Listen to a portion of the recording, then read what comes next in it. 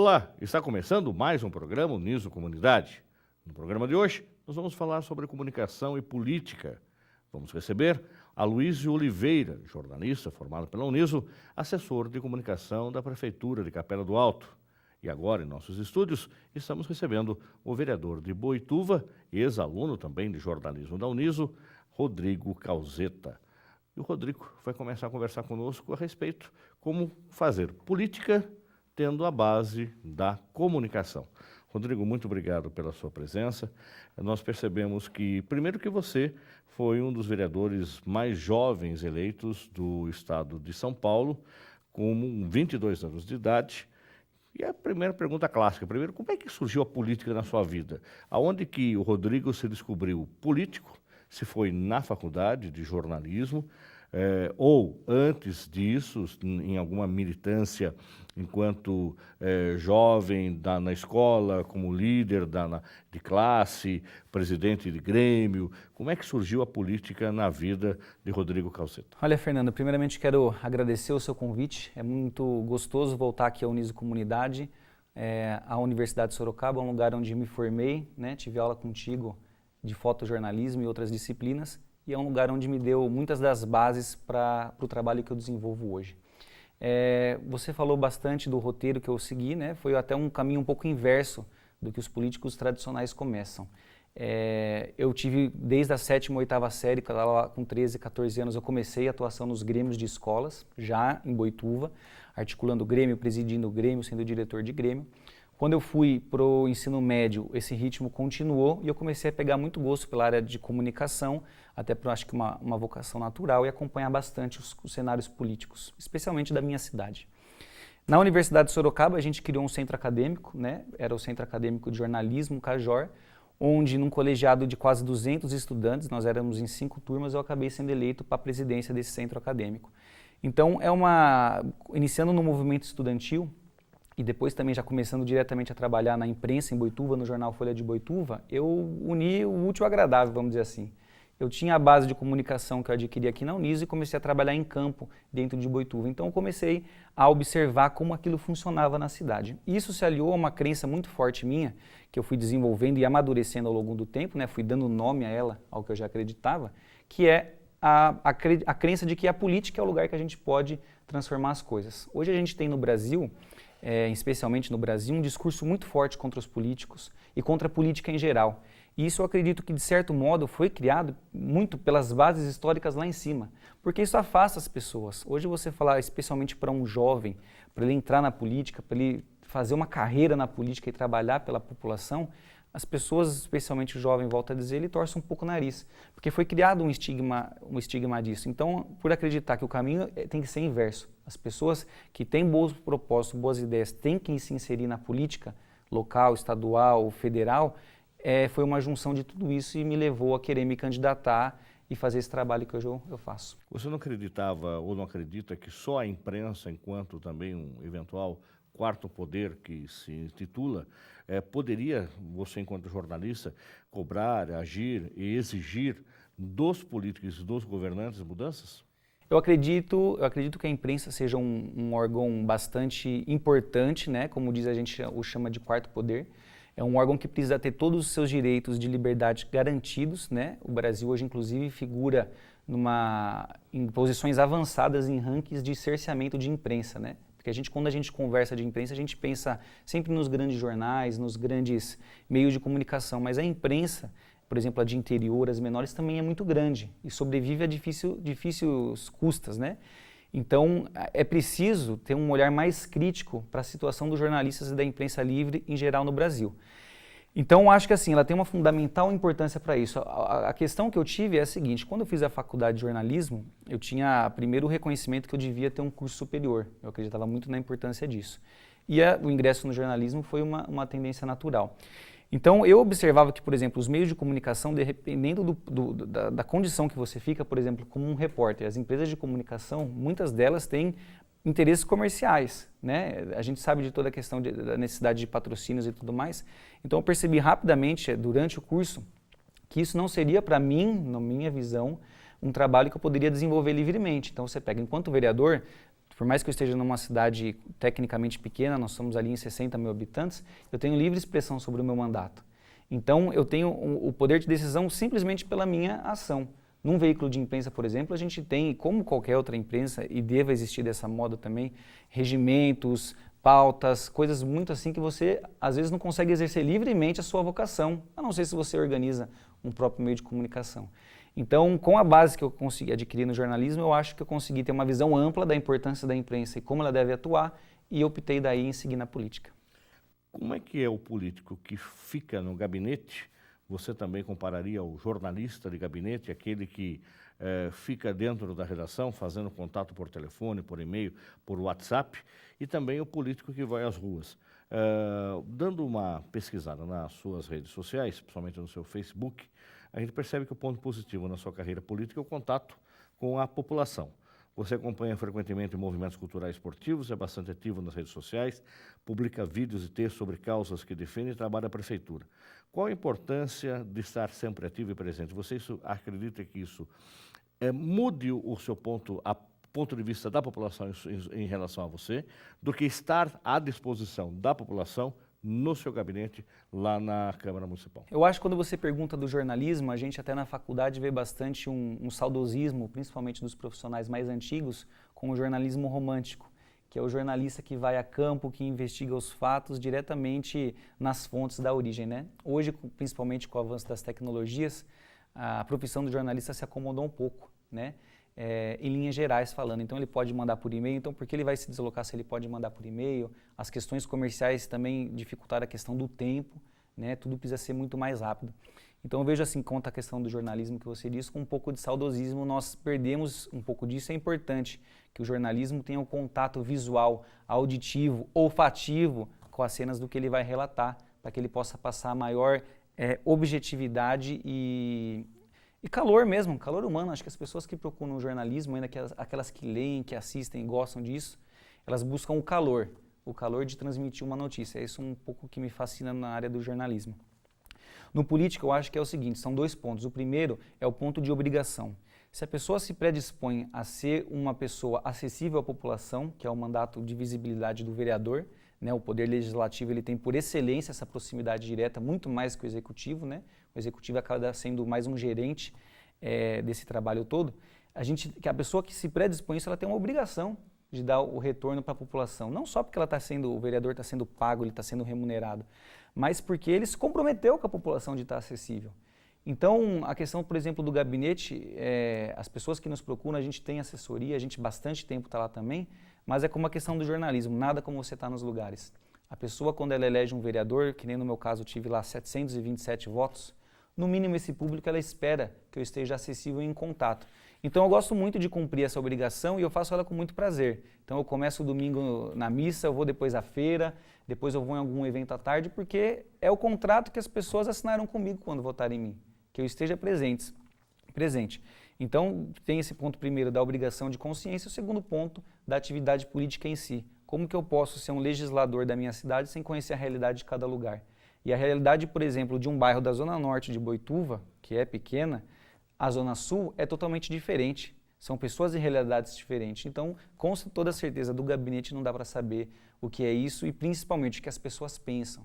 A diversidade da população é muito grande, desde o mais intelectualizado ao que teve menos estudos. Todos têm uma possibilidade muito grande de nos ensinar alguma coisa. Basta o jornalista ou o político ou qualquer pessoa estar aberto para aprender e executar com aquele aprendizado. A gente percebe que o público-alvo que acessa as redes sociais e está com você, compartilha com você, comenta o seu trabalho, são os jovens. Você utiliza bem essa mídia para falar com esse público. Por outro lado, você não é candidato só da juventude, você é candidato, aliás, você não é vereador só da juventude, você é vereador da cidade e, consequentemente, da população como um todo. Você, em algum momento, foi taxado de moleque, no sentido pejorativo, de que ainda não sabe nada, não aprendeu nada e está aqui para dando palpite, que se enxergue primeiro? Algum momento isso aconteceu com você? Como é que você tratou isso, se aconteceu? Sim, parece até um pouco hilário, mas isso aconteceu dentro da própria Câmara de Vereadores. Então, quando eu cheguei lá, é preciso um pouco falar do quadro. Nós somos em 13 vereadores, tá? Nós temos um prefeito em Boituva que já está no 4º mandato seguido, onde ele tem a caneta na mão, e mais de 30 anos em comando no poder. Quando eu cheguei à Câmara lá com meus recém-completos 22 anos de idade, eu encontrei um ambiente muito hostil, porque de 13 vereadores, 11 eram do grupo de apoio ao prefeito, né? Uns foram eleitos com ele, outros passaram para o lado dele. Então eu iniciei um trabalho praticamente sozinho de oposição. Então eu tive que ter um pulso muito forte, né, com todos os desgastes que aquilo também gerou para mim enquanto pessoa, mas eu tive que ter uma posição muito forte, porque eles entraram considerando que um menino, eles me chamavam assim em bastidores, não poderia estar afrontando o poder ali estabelecido, né? Então eu tive sim 2 oportunidades, a última foi no fim do ano, onde o presidente da Câmara usou em tribuna de me chamar de moleque, usou essa palavra, né? E nós, dentro das competências da Câmara, tomamos todas as medidas por causa não só do decoro, mas por causa do respeito. Quer dizer assim, eu penso o seguinte, a juventude hoje, ela não pode ser observada como pré-condição para ele não ser capaz. Então, por exemplo, ele não pode ser um diretor porque ele tem 20 anos. Ele não pode ser um dirigente porque ele tem 25 anos. Eu acho que isso não pode ser pré-condição como nenhuma pode. Ele não pode porque ele é negro, ele não pode porque ele é pobre, ele não pode porque ele é idoso. E a juventude é a mesma coisa. Eu, como sendo integrante dessa faixa etária, acredito que uma boa parte da minha votação tenha sido original desse público aí de 16 anos que já vota até aí 29, 30 anos de idade, eu tive que representar essa classe e impor esse respeito dentro da Câmara. Então foi mais lá dentro, para tentar diminuir o trabalho que a gente fazia, que eu tive essa resistência. Por parte da população, eu confesso que não percebi isso, porque rapidamente eu me tornei um vereador, que a minha base de atuação inicial, ao que eu fui eleito, era educação e juventude. Eu tinha uma atuação dentro das escolas muito grande 3 anos antes. Então, rapidamente, eu assumi uma posição, até porque meio que comandar a oposição, muito ampla. Então, fiz um trabalho que até culminou na minha eleição depois para deputado estadual, o resultado que eu tive dentro da cidade, muito amplo, né?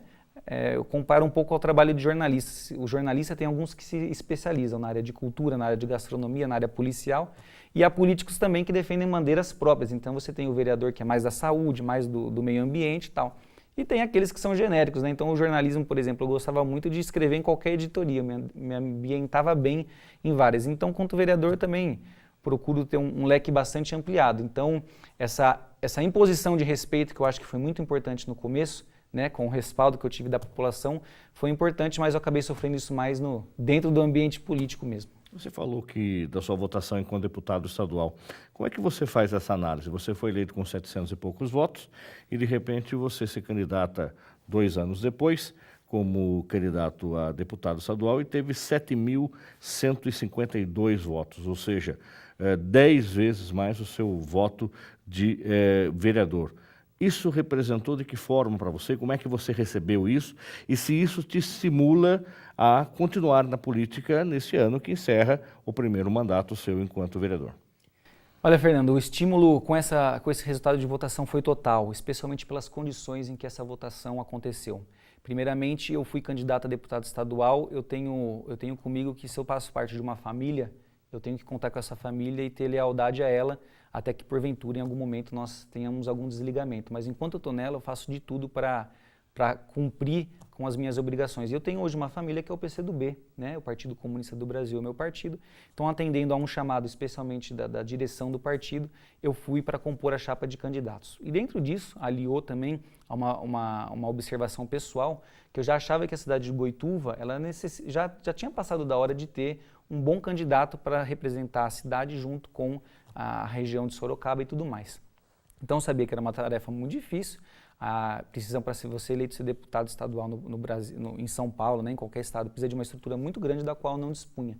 Então eu pensei, eu vou focar o meu trabalho aqui na cidade de Boituva, eu vou começar um trabalho de mostrar um horizonte, que é possível Boituva começar a pensar em ter isso a médio e longo prazo, né? E também isso foi aliado a um projeto que é muito amplo em Boituva que eu tenho vontade de crescer dentro da política, poder fazer mais pela minha cidade, pela minha região. Então isso eu acho que passa naturalmente por uma candidatura em algum momento pelo cargo de prefeito na cidade. Pode ser esse ano, pode ser daqui a 4, isso ainda vai ser desenhado, depende do futuro, mas o que a gente pode fazer, eu busco fazer. Então eu fui candidato a deputado nessas circunstâncias e eu obtive dentro da cidade mais de 6.000 votos, que representou 25% do total, dos votos válidos de Boituva.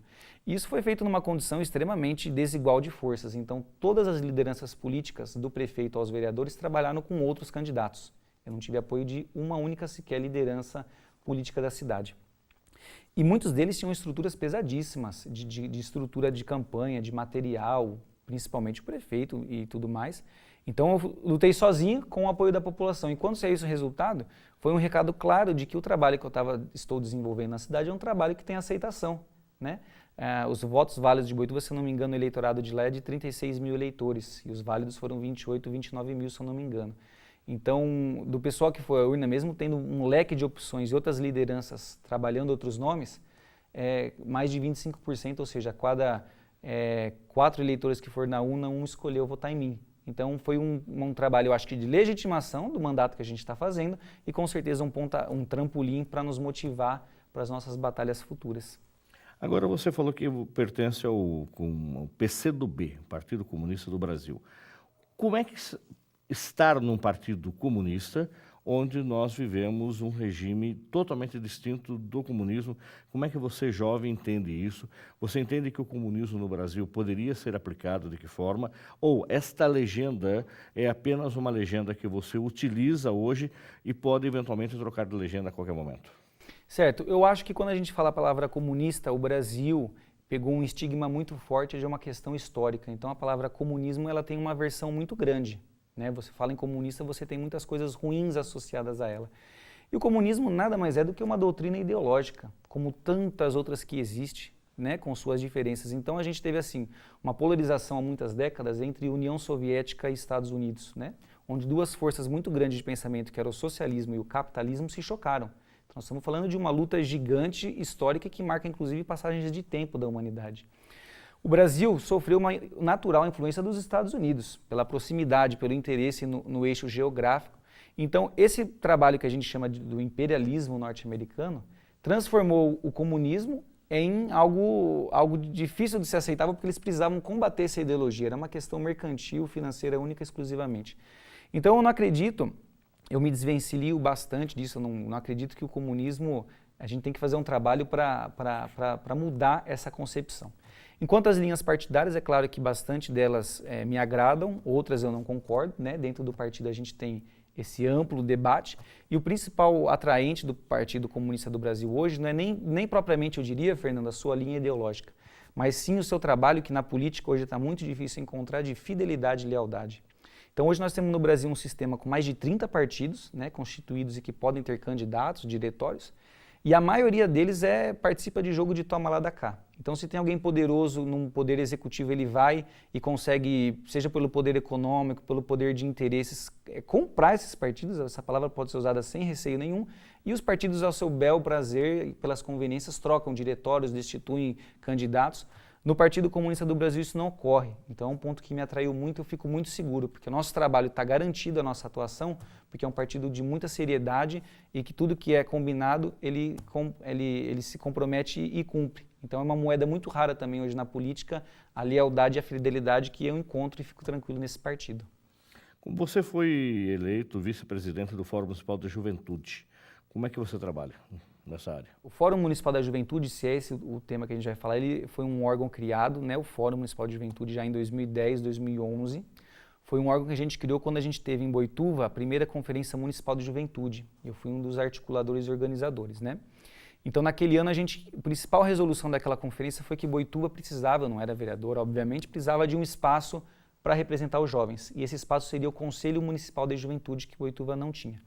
Só que esse era um processo que dependia de uma legislação. A gente ia precisar sensibilizar vereadores, a prefeita da época e tudo mais. Então, a gente resolveu não esperar e criou um órgão apartidário, apolítico, e também inteiramente da sociedade civil, que foi esse fórum. Então, uma vez por mês a gente tinha reuniões, tínhamos lá 40, 50 pessoas debatendo, mas a questão do cargo ele não existia assim como um cargo. Não tinha presidente, era um órgão da sociedade, era, claro, eu puxava a organização, mas foi um trabalho desenvolvido pela sociedade civil para trabalhar pelos temas de juventude da cidade. Foi nessa época que você criou um projeto intitulado de Educomunicação? Foi exatamente nessa época, era o projeto Lunos, né, que começou como um projeto, depois virou uma ONG, Hoje é uma ONG constituída com CNPJ e tudo. Lunos em latim significa luz, e a gente acreditava no poder que cada cidadão tinha de ter sua própria luz e irradiar para as pessoas, né? A gente fez esse trabalho em parceria com o Luiz Carlos, né, que é de Boituva, que é mestre em comunicação aqui pela Uniso, e com o Luciano Frontelli, que é um jovem fantástico aqui de Sorocaba, viaja ao mundo nesse trabalho também de ativismo, né? Então a gente percebeu que era preciso fazer um trabalho de cidadania com os jovens especialmente. Então a gente definiu um público aí de 13, 14 anos até 17, 18, que estava no ensino fundamental e médio, e foi trabalhar a educomunicação, que era aliando até a nossa própria formação na área de comunicação com os conceitos da cidadania. Então a gente trabalhava a importância do adolescente e do jovem desenvolver o seu papel enquanto agente de direito e dava para ele como ferramenta os instrumentais da comunicação, no caso o jornal oral, revista, televisão, produção de vídeos para a internet, que hoje é um meio acessível. O trabalho com alunos, que desenvolveu um trabalho muito grande em todas as escolas de Boituva, foi nesse sentido. Ele continua esse projeto acontecendo? Ele continua. A gente tinha no começo formatos de aulas em grupos e a gente dinamizou isso. Então, por exemplo, há um ano, como a gente trabalha hoje, há um ano a gente desenvolveu um trabalho em parceria com a ONU, que foi a pesquisa My World. Então a gente já estava no processo de escolha, definição dos novos objetivos do milênio, né? Em 2000 foram eleitos 8 objetivos, em 2015 ia haver uma alteração. E a ONU chamou a comunidade, a sociedade civil de todo o mundo para desenvolver esse trabalho. Então a gente pegou turmas das escolas, foi até as escolas, aplicou questionários e tudo mais. Então hoje ele ainda continua ativamente, mas com esse formato mais de ações globais para a gente desenvolver. E quais são as expectativas com relação ao seu futuro político? Você deu um quadro aí, que você até falou como pré-candidato, por outro lado você tem que fazer análise, avaliações. Como é que o Rodrigo Cauzeta, vereador, chega no instante que você tem que decidir? Inclusive, esse ano o calendário eleitoral mudou um pouco. Você tem até quando para decidir se candidata a vereador, outra vez, ou se candidata a prefeito? Certo. Dentro da sua pergunta, eu acho que a gente não pode perder o seguinte sentido. Eu gosto de política e acredito que isso é um meio de transformação, tá? Então, o Rodrigo Cauzeta, como você diz, independente de estar num cargo ou num mandato, seja ele qual for, ele vai continuar atuando e fazendo esse trabalho em busca de uma melhoria para a sociedade. É claro que a gente tem prazos a cumprir e o mandato, né, de uma forma democrática, ele se extingue depois de 4 anos. Então, o meu planejamento político, quanto mais você reúne poder para si, é claro que mais você pode fazer. Então, é evidente que um deputado estadual tem muito mais poder que um vereador de uma cidade do interior. Então, eu busco me desenvolver para que eu possa ter mais condições de ajudar essas comunidades. Então, é claro que eu almejo um dia estar num cargo de deputado estadual, por que não deputado federal? E por que não presidente da República? Exato, é o que eu ia falar. Se a gente sonhar pequeno e grande custa a mesma coisa, então por que não governador, presidente da República, senador? Isso é claro que eu tenho em mente, sim. Eu acho que todo mundo que está em qualquer ramo da vida tem que pensar em chegar no topo, a não ser que ela queira de fato estar acomodada, mas se ela quer ter um sucesso, ela tem que pensar grande. No mínimo, ela vai se direcionar e chegar cada vez mais perto disso. Então eu penso, claro, acho que é natural pensar isso. Agora, na minha cidade, como você disse, existe um quadro, nós temos um prefeito que vai para a reeleição e hoje ele é a única certeza, se não tiver nenhum impedimento jurídico, ele é a única certeza de ser candidato a prefeito, né, para a reeleição. No campo da oposição, de fato, fui eu a pessoa que mais fiz esse trabalho de oposição nos últimos 3 anos, mas existem também outras forças que se aglutinam a isso e a gente sabe que a união vai ser o melhor caminho para chegar num novo projeto para a cidade e eu estou super disposto a ser candidato à reeleição, a vice-prefeito, a prefeito, dentro desse projeto. Então, nós estamos hoje entrando no mês de fevereiro, né, na próxima semana. Nós temos até julho, ou até agosto para registrar a candidatura. Errei, acho que é até julho para fazer a convenção e registrar a candidatura, porque em agosto começa a campanha eleitoral no meio de agosto, como você disse. A campanha das últimas eleições foram em 90 dias, essa vai ser em 45. Então, da metade de agosto até o início de outubro, em 2 de outubro, que é a eleição. Então, é claro, se a gente fala que vai disputar um cargo municipal, acho que o político ele tem que pensar em ser candidato a prefeito. Mas hoje isso eu trabalhei para que tivesse essa possibilidade, mas isso hoje depende de um conjunto muito maior e principalmente a vontade da comunidade. Então, por exemplo, a gente faz uma pesquisa e vê o que a comunidade está indicando. Se a gente faz uma pesquisa e eventualmente o Rodrigo Cauzeta está em 4º na pesquisa, naquele momento significa que a comunidade tem outros anseios e isso tem que ser soberano, tem que ser respeitado, porque senão as urnas, para quem pensar em desrespeitar isso, as urnas vão mostrar essa lição que a comunidade passa para a gente. Quem quiser falar com você, Rodrigo, qual é a forma mais fácil? Em redes sociais, eu queria que você passasse o seu Facebook, um e-mail, telefone, enfim, como é que faz para conversar com você, debater política com você, questionar você enquanto jornalista, enquanto vereador, como é que faz para bater um papo? Bom, sou uma pessoa extremamente acessível porque eu acredito que, como eu já disse, a pessoa pública tem que ser. Então a pessoa pode tranquilamente, só usa um número de celular, que é o DDD 15 997 50 0202, repetindo, 997 50 0202 com DDD 15. Facebook, o meu nome completo, que deve em algum momento estar aparecendo aqui no GC, né? É só digitar o meu nome completo, pode mandar mensagem para mim, acho que é até mais fácil que o e-mail. Rodrigo Gauzeta com 2 Es e 2 T's. Exato, Rodrigo Gauzeta com 2 Es e 2 T's. É mais rápido e fácil até que o próprio e-mail. São esses e-mails, meu celular também é direto, pode ligar a cobrar, pode mandar mensagem.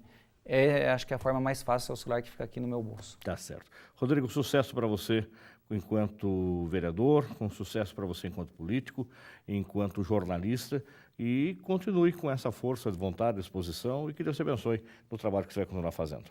Tá ok. Eu agradeço muito a oportunidade de voltar à Uniso Comunidade, especialmente pelo seu convite, Fernando Negrão. Parabéns pelo trabalho desenvolvido com os nossos cursos de comunicação da Uniso. Parabéns à Universidade de Sorocaba, através do reitor Fernando Delfiol, professor Aldo, né, que dá o nome aqui para o nosso campus. Parabéns por esse amplo trabalho que é feito. Para todas as pessoas que nos assistem, obrigado e acreditem na política, é uma única forma da gente alterar de fato a nossa sociedade. Nós vamos para um rápido intervalo e continuar discutindo política e comunicação. Agora com Aloísio Oliveira, ele que é jornalista, secretário de comunicação da cidade de Capela do Alto. Voltamos já.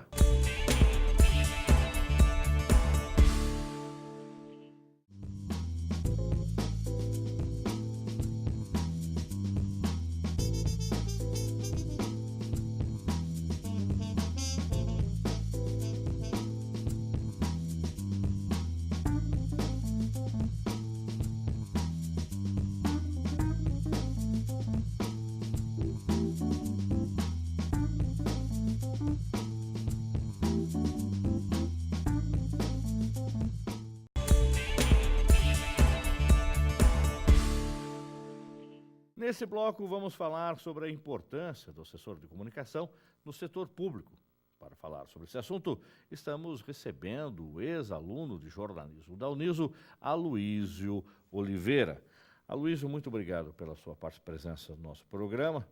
Lembrando agora que também o nosso programa pega em toda a região através do canal Legislativo de Sorocaba, TV Legislativa, canal 61.3. Então você da região que também está nos assistindo, mande uma mensagem lá pelo Facebook, é só você marcar o Uniso Comunidade no Facebook, ver como é que está o sinal aí na sua cidade. Aloísio, como de praxe do nosso programa, a gente quer conhecer um pouco mais o nosso entrevistado. Gostaria que você falasse um pouco da sua trajetória de vida até chegar a assessor de comunicação de Capela do Alto. Você fez jornalismo, concluiu jornalismo em 2010, já era um moço já adulto, ou seja, não era adolescente quando entrou na faculdade, mas antes disso, você trabalhava na sua cidade como cabeleireiro, é isso mesmo? Isso mesmo, Fernando. Obrigado pela oportunidade de estar aqui hoje no Uniso Comunidade. Tive salão de cabeleireiro desde que eu terminei o terceiro colegial, né, o ensino médio. Mas como é que surgiu o cabeleireiro? Porque não é chegar lá com a tesoura e sair cortando o cabelo, você tem que aprender. Você aprendeu, de família, você fez curso, como é que foi? Sim, Fernando. No momento que eu tive desempregado, eu pensei, falei, puxa, eu vou tentar... Então vamos voltar, desempregado do quê? Eu trabalhava numa empresa de ônibus como agente vendedor de passagens, cobrador e tal. Sempre em Capela? Em Capela. E daí eu fiquei desempregado, porque eu deveria terminar o terceiro colegial e a empresa estava indo para Itapetininga, ia ficar dificultoso para mim. E então eu falei, puxa, fiquei desempregado e agora? Qual que vai ser, né? E surgiu, eu falei, não, vamos fazer um curso de cabeleireiro. E fiz o curso, fiquei 7 anos como cabeleireiro. Montou um salão? Montei um salão e desde então meu sonho sempre foi de entrar na área do jornalismo, comunicação, sempre gostei disso. Mas não tive a oportunidade logo que terminei o colegial. E vim ter a oportunidade em 2006 com o programa Bolsa Escola da Família, no qual fui contemplado e consegui concluir o curso de jornalismo. Você entrou na faculdade com quantos anos? Estava com 25 anos. Como é que é, de repente, entrar com 25 anos e deparar com os colegas de 18, 19, de repente com uma outra expectativa? Você já estava casado quando entrou na faculdade? Então, você é casado, quer dizer que a coisa tem que ter um ritmo diferente. Obrigatoriamente trabalhava no final de semana na escola da família para poder ter a bolsa. Como é que foi esse ritmo de vida aí? Nos primeiros, por já estar já uns 6 anos sem estudar, foi meio difícil devido a estar meio enferrujado, a gente brinca, né? Até que a gente chega, vê todo mundo que está ali já vindo do terceiro colegial, naquela euforia, tendo um grau de atualidade, acompanhando tudo, como é que está. Então eu senti um pouco de dificuldade. Nos 3 primeiros meses eu lembro assim que na faculdade é diferente, as aulas são de debater, de ver qual é a sua opinião, eu ficava preocupado, mas nossa, eu não tenho uma opinião formada sobre isso ainda. Então foi meio dificultoso um pouco. Mas em si, com relação à escolha, eu estava muito mais seguro do que os meus amigos. Prova disso que a gente começa com uma turma enorme e quando conclui... Cai pela metade. Cai pela metade, mais ou menos. Então, E quais das disciplinas que você teve? Rádio, televisão, fotografia, jornalismo impresso, revista. Qual que te chamou mais atenção na área prática do jornalismo? gosto de rádio, gosto muito de rádio, mas a assessoria foi a que mais me chamou a atenção mesmo. Assessoria de comunicação, Assessoria de comunicação chamou muito a minha atenção. E tanto é que vim parar nessa área mesmo, né? E como é que surgiu daí a oportunidade para você trabalhar como assessor de comunicação lá em Capela do Alto? Capela do Alto, né, é uma cidade pequena, temos quantos habitantes? 20 mil habitantes e a atual administração deu um novo up na cidade na questão de informações. Até então a cidade tinha um site, mas um site paralisado. E começou-se a trabalhar em 2009 com esse site, 2010, e quando eu terminei a faculdade em 2010, logo no início de 2011, eu recebi o convite da administração de poder participar, né, focado nesse trabalho mesmo, na assessoria de comunicação, que precisava trabalhar um pouquinho mais. E fui para a área e a gente conseguiu aí, está conseguindo, né, fazer, já está indo para o 5º ano que eu estou lá, então dando uma celeridade maior nas informações. Então você está no 2º mandato já do prefeito, é isso? Isso, o prefeito foi reeleito em 2012 e eu entrei em 2011, então a gente já está no 2º mandato. E o prefeito lá qual é? O prefeito é o Marcelo Soares da Silva, do PV, nunca tinha sido prefeito, primeira vez em 2009, eleito. Foi reeleito. E foi reeleito em 2012. E a gente tem uma política muito séria, comprometida de divulgação, né? Cidade pequena, a gente não tem tantos meios de chegar a tanta população e nossa página oficial e o Facebook da prefeitura são os meios que a gente consegue atingir aí em torno de 60% a 70% da cidade, entendeu? Isso, quem que chega a acompanhar, a ver, a questionar, às vezes, até algumas coisas que vocês publicam? É o jovem, é o adulto mais velho, é o adolescente, ou é já o senhor e a senhora que mora na cidade, que também corre atrás de informações desse tipo? Fernando, podemos dizer assim que hoje a população está muito mais politizada. Então, essa politização não atinge só a classe adulta, assim todas as faixas etárias. A gente vê jovem reclamando de alguma coisa, cobrando, exigindo, e assim também pessoas de meia idade e até idosos, né, cobrando seus direitos, perguntando, mandando e-mail.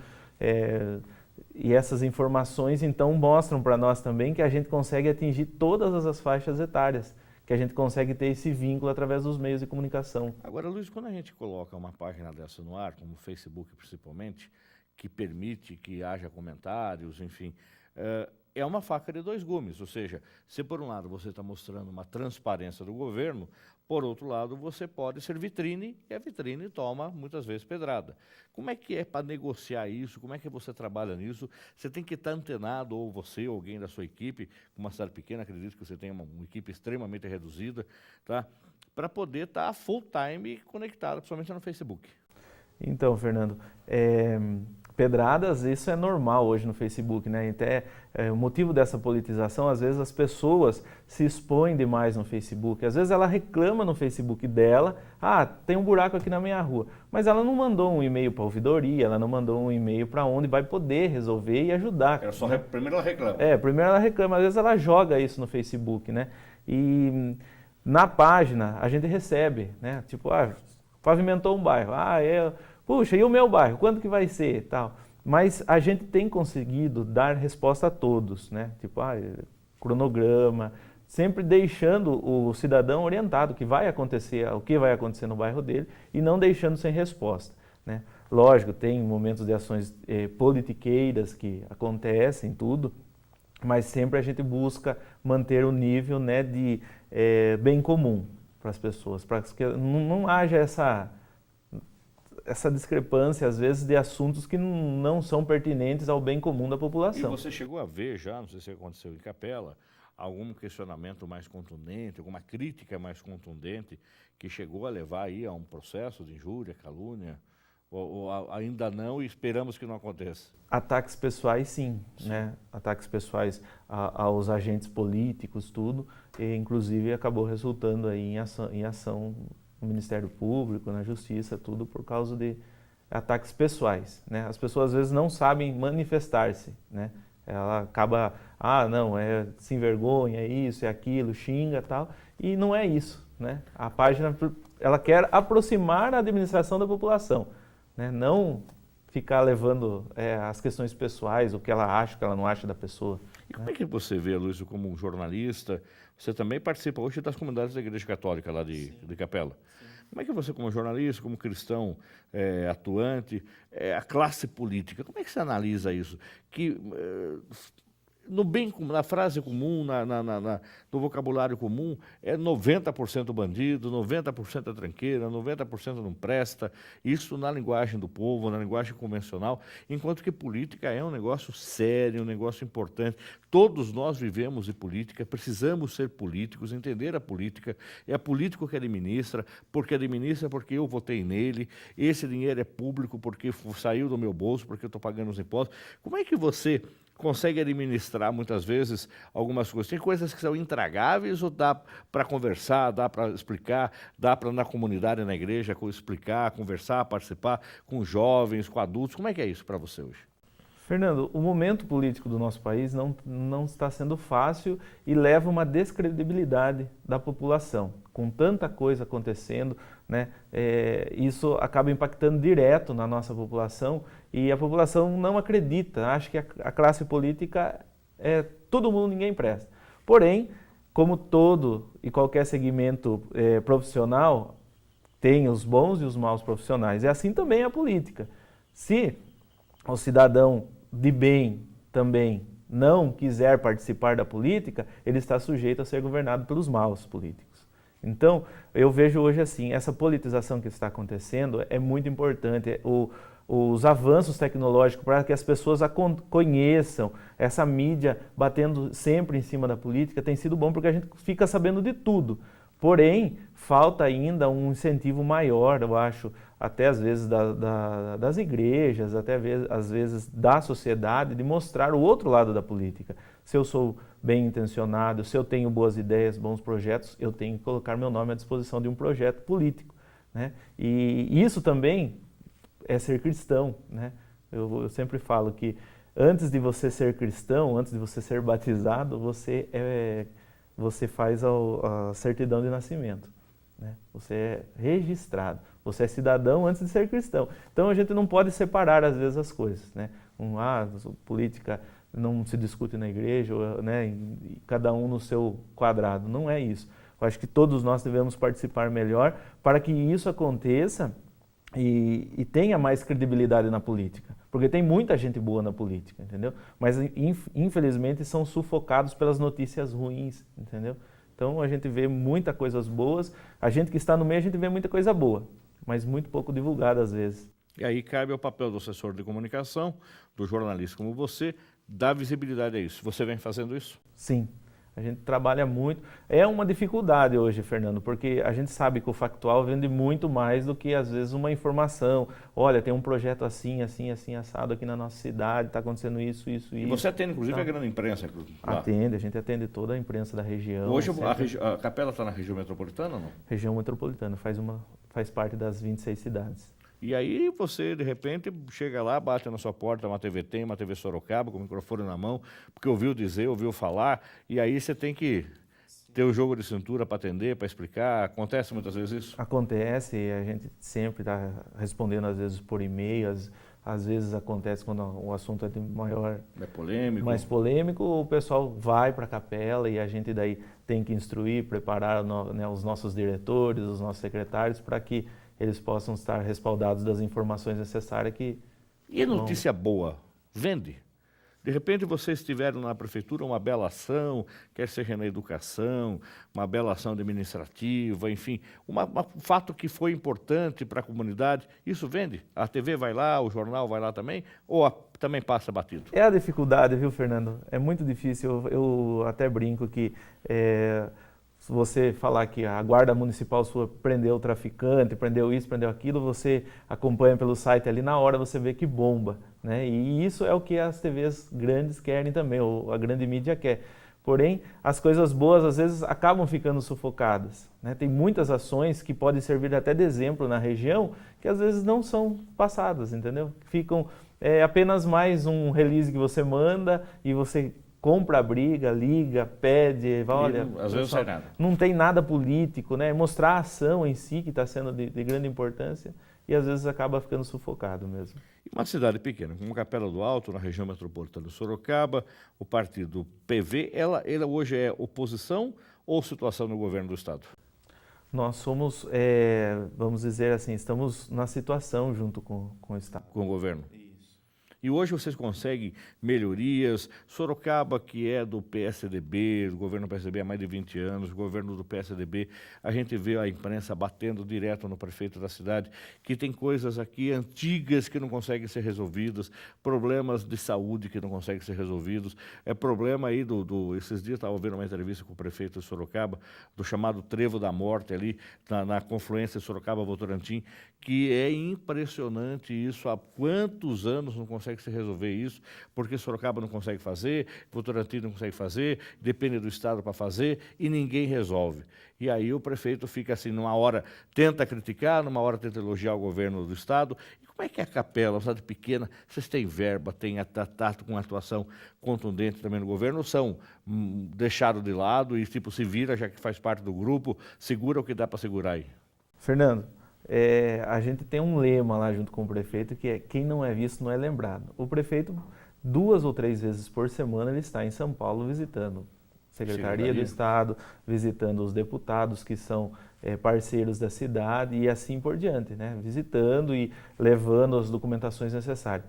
Capela do Alto deu um salto muito qualitativo na quantidade de verbas que a gente conseguiu nesse governo. Recado tem que passar, né? Sim, e nós conseguimos várias frentes de trabalho graças a ser esse trabalho bem... a gente tem trabalhado muito nessa questão, estar junto, próximo, como a gente tem a oportunidade de estar um pouquinho mais próximo, Capela é 1h30 de São Paulo, então estar sempre cobrando. E o momento não tem sido fácil também, né?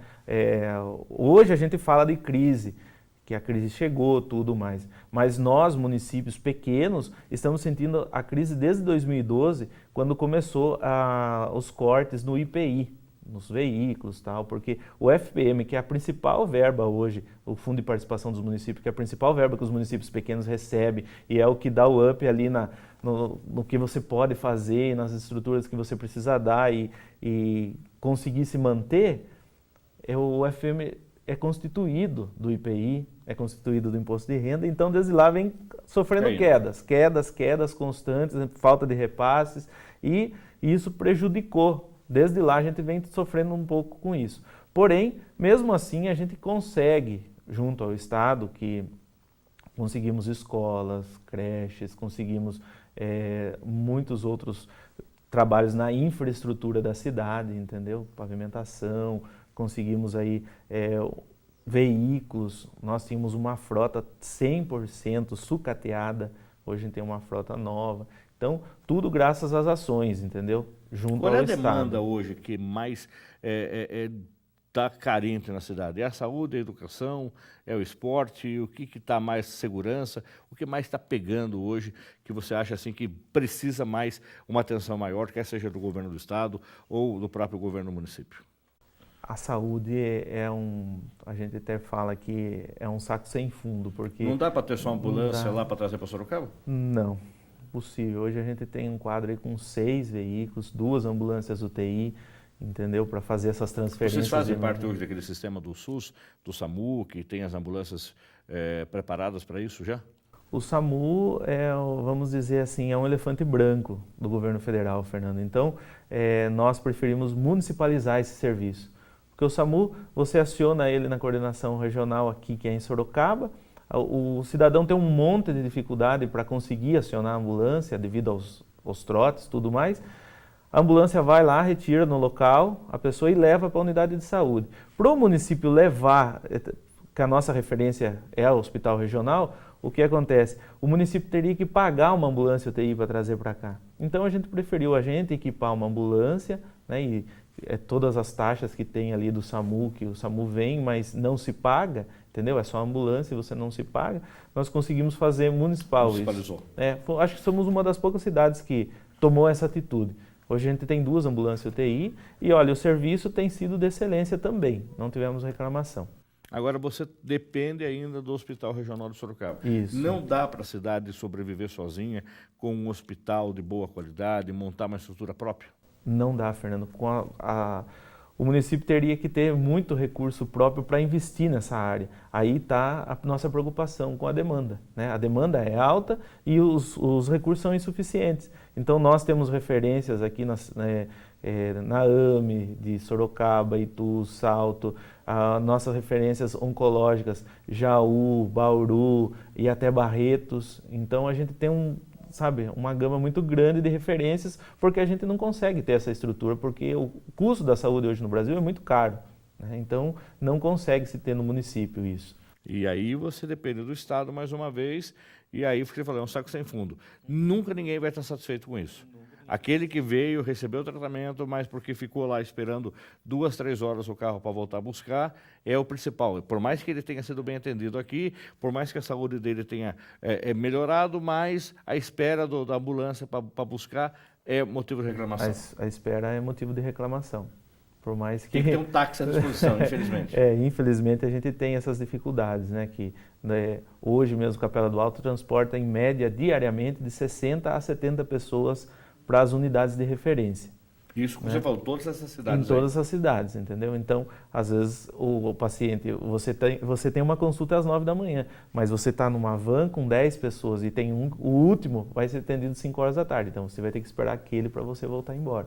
Então, é uma das nossas dificuldades. E é impossível o município conseguir atender, né? Cada um com um veículo, né? O custo disso é muito alto e hoje está ainda muito mais difícil com essa crise que os municípios têm passado, que não sabemos até onde vai ainda, né? Então é a saúde hoje o maior problema que um administrador público enfrenta na região metropolitana de Sorocaba. Você acredita que é isso? Eu acredito, sim.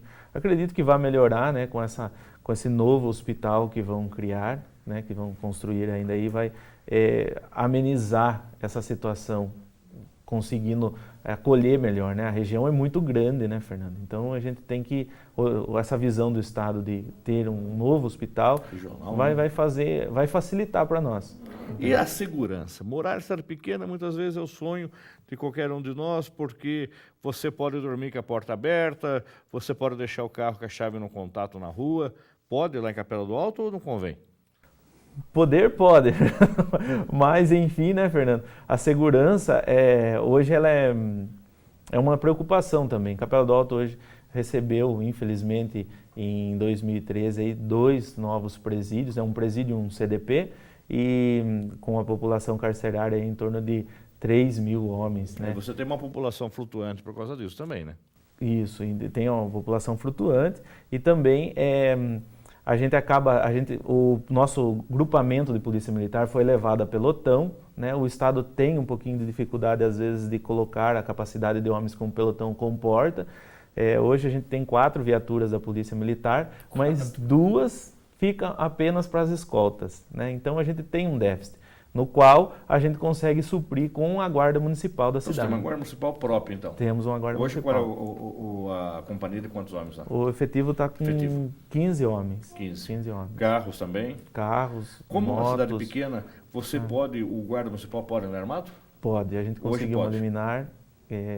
Tem uma Antes lei existia uma lei que restringia, 50 mil né? habitantes e tal, e hoje a gente conseguiu uma liminar, né? Graças também ao trabalho da Guarda Municipal, que é muito efetivo na cidade, entendeu? Então, e segurança pública também é sensação, né, Fernando? Quer ver homem na rua? O pessoal quer ver a viatura encostada ali, quer ver a viatura passando no seu bairro, porque às vezes com toda essa a bandidagem do jeito que ela está, vamos dizer assim, maquinada para chegar no local e fazer o assalto, roubar o cofre do banco, né? Às vezes não basta você ter uma viatura. Dessa natureza lá? Nós recentemente tivemos aí um assalto ao Banco do Brasil, no qual passou na TV aí tudo, como toda e qualquer cidade está acontecendo, né? E isso às vezes gera uma insegurança nas pessoas, né? Puxa vida, aconteceu aqui, mas se você for olhar no contexto regional, toda a cidade está sendo alvo desse tipo de ação, né? E é impossível quase que a PM ou a GM conseguir deter Antecipar que vai isso acontecer. Antecipar que isso vai acontecer e no momento da ação também é quase impossível, porque o armamento é fuzil com mira laser e tudo mais, então... Não tem como combater, né? Hoje, a fonte de renda do município de Capela do Alto, o que é? Ela é uma cidade essencialmente agrícola, rural, ela tem um comércio forte, indústria, o que é? Capela é totalmente agrícola, Fernando. A gente Qual é o carro-chefe lá? Conhecido como capital do milho verde, mas também a gente tem a produção de mandioca, o feijão guaí, melancia, né? E tem outras culturas também da agricultura. A população hoje então está no campo. Isso, a gente tem bastante gente. A citricultura também é muito forte na cidade, né? Emprega bastante gente. Mas Capelas está indo para o viés industrial, né? Está chegando na cidade duas empresas que irão empregar mais ou menos entre 400 a 1.000 pessoas. Puxa, então, significativo. Vai ser um... Qual é o ramo que essas empresas? Ramo alimentício. Alimentício. Empresa do quê? Que vai fazer o quê? Empresa de fazer barras de cereais e uma empresa de suco. Então... Isso deve estar inaugurando quando? Acreditamos que agora em 2016, pelo planejamento da diretoria da empresa, a gente vai estar em 2016. Aí precisa qualificar essa mão de obra para trabalhar. Sim, a gente está já preparando antecipando aí toda essa preparação para a empresa se instalar no município. Muito bem. Aloysio, estamos chegando no final do programa. Gostaria que você deixasse um e-mail de contato, de repente quem está nos acompanhando, gostou da nossa conversa, quer saber um pouco mais de Capela, quer conhecer um pouco mais você, quer saber qual é a função de um assessor de imprensa, de um assessor de comunicação da área pública, como é que faz para conversar com você? Pode estar mandando o e-mail para comunicação, né, comunicacal@capeladoalto.sp.gov.br. O pessoal que quiser conhecer o nosso site também, lá da Prefeitura de Capela, né, www.capeladoalto.sp.gov.br. E você tem um Facebook pessoal seu? Aloysio Oliveira. Aloysio Oliveira. Pode procurar lá no Facebook. Tá certo. Aloysio, sucesso, Deus abençoe você nessa empreitada, que você tenha aí oportunidade de seguir nesse trabalho ou outras atividades também na área de atendimento à população, de atividades da política, como um cidadão honesto, que honre aqui o curso de jornalismo da Uniso também. Sucesso para você. Obrigado, Fernando. O programa Uniso Comunidade fica por aqui. Se você tiver alguma sugestão, envie para a nossa página lá no Facebook, é mais fácil a gente se encontrar por lá. Curta lá, Uniso Comunidade. E você também pode rever todos os programas que já foram ao ar no nosso canal no YouTube. É só acessar Uniso Comunidade. Agradecemos a sua audiência e até o próximo programa. Até lá!